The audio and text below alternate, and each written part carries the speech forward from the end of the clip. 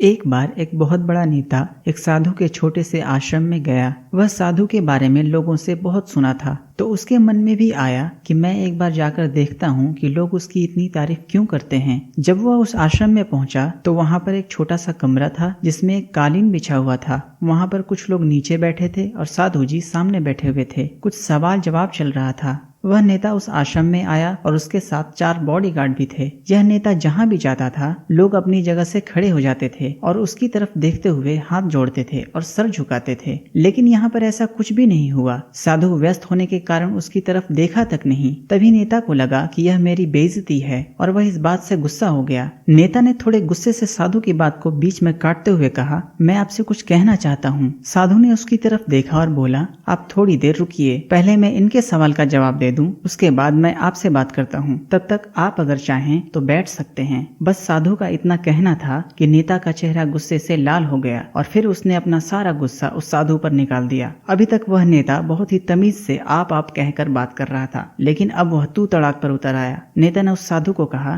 तुझे पता भी है मैं कौन हूँ और तू किससे बात कर रहा है? साधु ने उसकी तरफ देखा और कहा, मुझे इससे कोई फर्क नहीं पड़ता कि आप कौन हैं, लेकिन आप जो कोई भी हैं, अगर आप चाहते हैं कि मैं आपके सवाल का जवाब दूं या आपसे बात करूं तो आपको कुछ देर रुकना होगा। साधु का यह कहते ही नेता गुस्से से पागल हो गया और वहीं सबके सामने चीखने चिल्लाने लग गया, अब मैं तुझे तेरी असली औकात दिखाऊंगा। तूने मुझसे पंगा लेकर ठीक नहीं किया। तुझे पता भी है मैं तेरे बारे में क्या सोचता हूँ। साधु ने फिर से नेता की तरफ देखा और बड़े ही प्यार से कहा, मुझे इससे कोई फर्क नहीं पड़ता कि आप मेरे बारे में क्या सोचते हैं। आप जो चाहें वो मेरे बारे में सोच सकते हैं। फिर नेता ने उससे कहा कि तू चाहे सुनना चाहे या नहीं, लेकिन मैं तुझे यही सबके सामने बताऊंगा कि मैं तेरे बारे में क्या सोचता हूँ। तू कोई साधु नहीं है, तू एक बहुत ही घटिया इंसान है। तू एक ढोंगी है, पाखंडी है और यहाँ पर जितने भी लोग बैठे हैं उन सबको बेवकूफ बना रहा है। तेरा बस एक ही मकसद है, इन लोगों की जेब में जितना भी पैसा है वो सब तेरे पास आ जाए। तू अपने फायदे के लिए इन लोगों का इस्तेमाल कर रहा है। अब मैं तुझे नहीं छोड़ने वाला हूँ, पूरी दुनिया के सामने तेरा पर्दाफाश करके रहूंगा। लेकिन उसके इतना बोलने के बाद भी हल्की सी मुस्कान उस साधु के चेहरे पर बनी रही। यह देखकर वह और भी तिलमिला गया और उसने कहा, अब बहुत हो गया, अब मैं यहाँ 1 मिनट भी नहीं रुकने वाला। लेकिन अभी भी तेरे पास मौका है, अगर मुझसे माफी मांगनी है या मुझसे कुछ कहना है तो कह सकते हो। इतना सब होने के बाद भी साधु के चेहरे पर एक मुस्कान थी और वह बिल्कुल शांत था। फिर उन्होंने बड़े आदर और सम्मान के साथ कहा कि मुझे आपसे कोई गिला शिकवा नहीं है, आपके लिए मेरे मन में कोई भी गलत ख्याल नहीं है। जो कुछ भी आपने मेरे बारे में कहा वह आपकी अपनी सोच थी, इसलिए मुझे आप में कोई भी बुराई नजर नहीं आती है। मुझे आप बहुत ही भले इंसान लग रहे हैं। और साधु का इतना कहते ही नेताजी का दिमाग 7वें आसमान पर पहुंच गया। उसके चेहरे पर एक अजीब सी खुशी थी, क्योंकि उस साधु ने वही कहा जो बाकी सब लोग उस नेता को कहते हैं। और वह खुशी खुशी उस आश्रम से अपने घर की तरफ चला गया और जाकर अपने पिताजी के साथ बैठ गया। उसके पिताजी ध्यान में थे। उन्होंने पूरी जिंदगी सिर्फ लोगों की सेवा करी और बदले में कुछ भी उम्मीद नहीं किया। थोड़ी देर बाद उन्होंने अपनी आंखें खोली और अपने बेटे को अपने साथ बैठे हुए देखा। उनके बेटे के चेहरे पर आज एक अजीब सी खुशी थी जो आज से पहले उन्होंने कभी नहीं देखी थी। फिर उसने एक एक करके सब कुछ बताया कि आज क्या हुआ, किस तरह वह आश्रम गया और वहाँ पर क्या हुआ, उसने क्या कहा और साधु जी ने क्या कहा। जब उसके पिता ने पूरी बात सुनी तो थोड़ा सा मुस्कुराए और अपने बेटे को देख करके बोले कि उन्होंने तुम्हारी तारीफ नहीं करी, क्योंकि उन्होंने वह नहीं कहा जो तुम हो, उन्होंने वह कहा जो वो खुद हैं। और तुमने जो कुछ भी उनको कहा वो नहीं कहा जो वो हैं, बल्कि तुमने वो कहा जो तुम खुद हो।